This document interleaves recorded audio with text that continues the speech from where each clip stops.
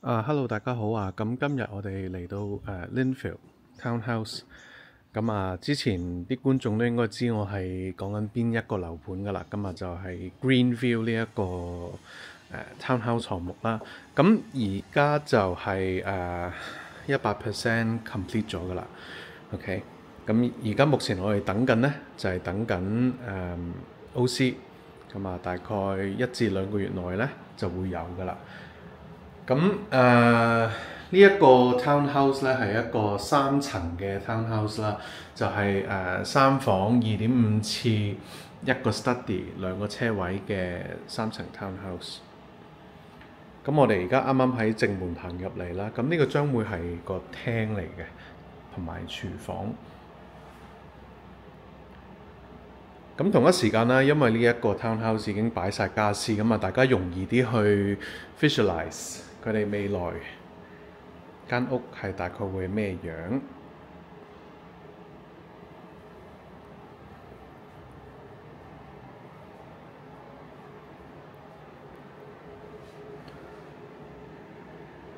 咁其實之前我哋都即係做過好多次 opening 啦。其實好多嚟睇樓嘅人嘅 comment 咧，有一個 comment 就係好常聽到嘅，即係常見嘅就係好多儲物空間。確實係嘅。發展商嗰邊咧都用盡晒可以用到嘅位攞嚟做儲物空間啦，做 storage 啦。廚房嗰啲什麼微波爐啊、焗爐啊都包埋㗎啦。雪櫃就 depends， 雪櫃要睇發展商 O 唔 OK 送埋俾你咁樣。嚟到客廳連住個balcony 啦。呢一個將會係第一個 balcony 啦，即係你嘅客廳嘅 balcony 啦。因為樓上都仲會有一個嘅。OK，咁其實係幾 private 嘅呢個位。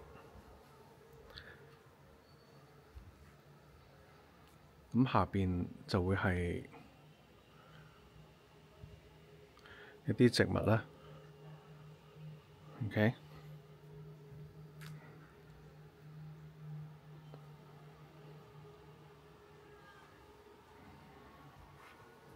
咁佢嘅 internal 咧就係131嘅 square meter 啦。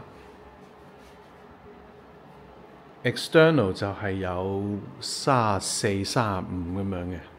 咁所以你嘅 total 面積咧就係大概160幾，就變相喺尺數嚟講就大概1700、1800個尺咯。呢一個就會係第一間房啦，客房。咁另外一樣嘢咧，就係啲房係特別大嘅。OK，即係你擺到一張雙人床之餘咧，後邊都係非常多嘅空間啦。儲物空間成笪都係㗎啦，呢度 OK，成笪都係。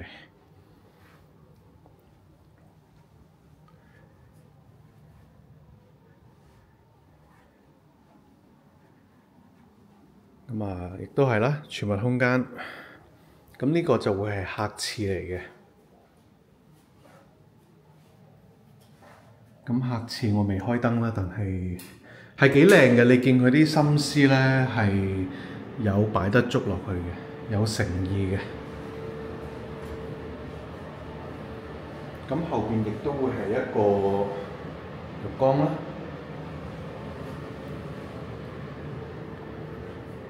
講下佢嗰個 builder 啦。我之前我相信大家都聽過好多次㗎啦。影埋呢度先。呢度係個 study 啦。冇擺家私嘅，但係你見到下邊呢度有個插蘇位，其實你喺呢度可以擺張台。做一個 study 位都完全冇問題嘅，空間係夠晒大㗎啦。講埋先啦。builder。因為我哋買樓最緊要就係個建築商啊嘛。個 builder 咧佢係 ISO rated 嘅。OK，好多人唔唔知道或者未聽過 iCert 呢個 rating 係代表咩意思？咁其實就係政府俾一個評分俾嗰啲建築商。咁假設Mirvac， 我相信好多人都聽過㗎啦。Mirvac 佢而家係5星，我哋呢一個咧就叫 North Point，North Point 咧就係4星。OK， 咁所以其實我哋同 Mirvac 咧係好接近㗎啦，嗰個分數。咁所以點解亦都反映咗出嚟嘅，就係個 building quality 係唔錯嘅。咁滿分係5星啊 ，sorry， 頭先好似冇講到。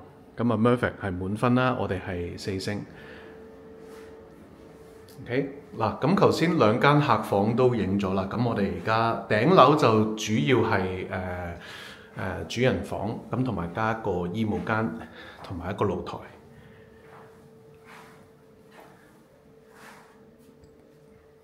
嗱，咁衣帽間喺呢一邊，主人房廁所喺呢度，跟住主人房就喺呢度。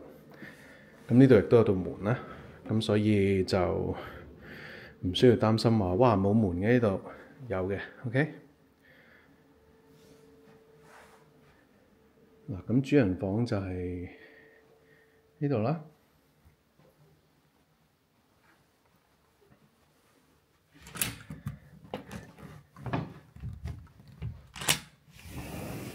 咁出邊咧就會係一個主人房嘅 balcony， 咁你見到咧，亦都係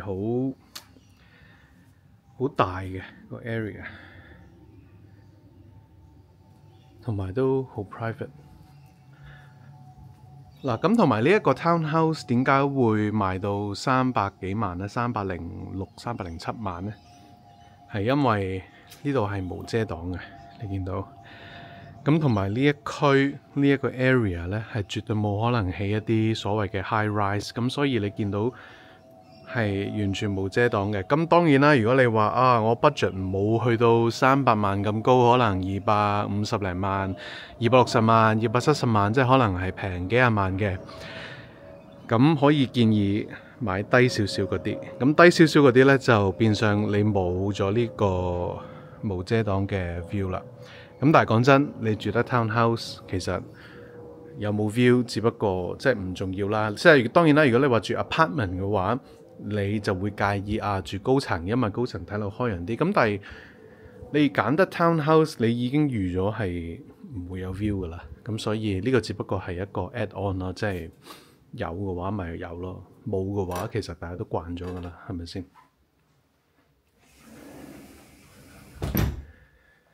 咁我哋影埋個主人房嘅廁所啦，亦都係好深同埋好靚咯，可以咁講。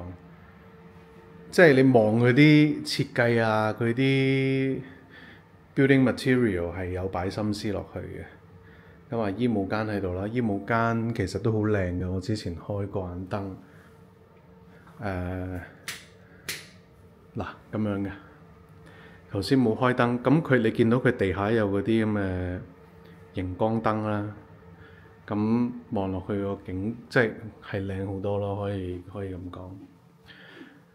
嗱，咁前邊呢個位咧，其實係一個住戶自己嘅一個 private 嘅公園仔啦，可以叫做咁係咯，幾靚。即係當然啦，唔好理嗰啲架，因為我哋有啲嘢 set 咗喺度。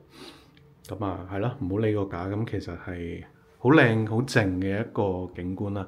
咁同埋 let's say 如果你有寵物嘅，都可以帶佢落去嗰度散下步。我覺得主要就係咁啦。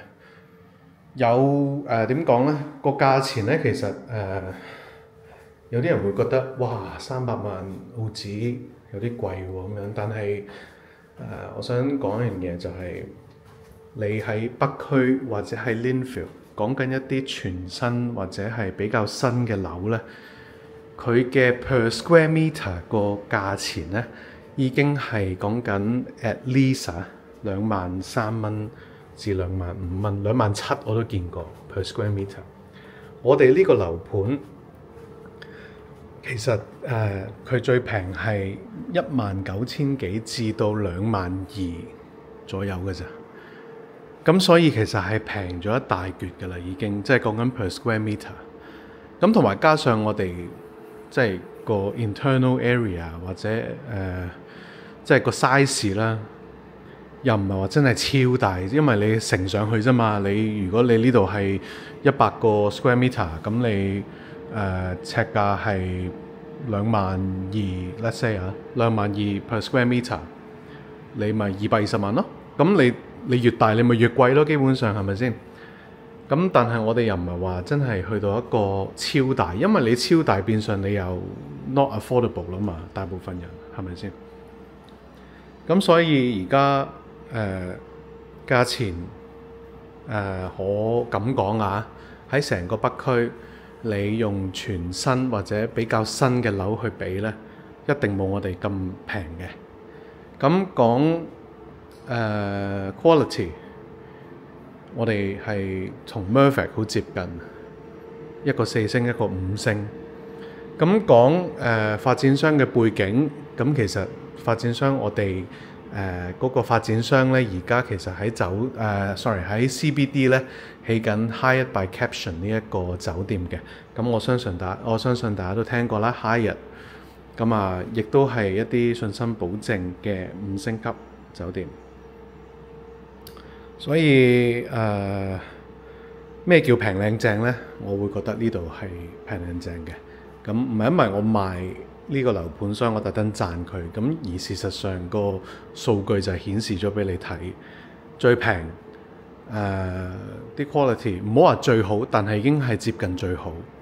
所以買少見少呢啲 ，OK。咁呢條片主要就去到呢度啦。咁我一陣間都會影一啲出邊嘅停車場啊，因為呢個 project 始終係40幾間啊，所以好大嘅。咁我想走一轉成個樓盤俾大家睇，咁所以下一條片我哋再見啦。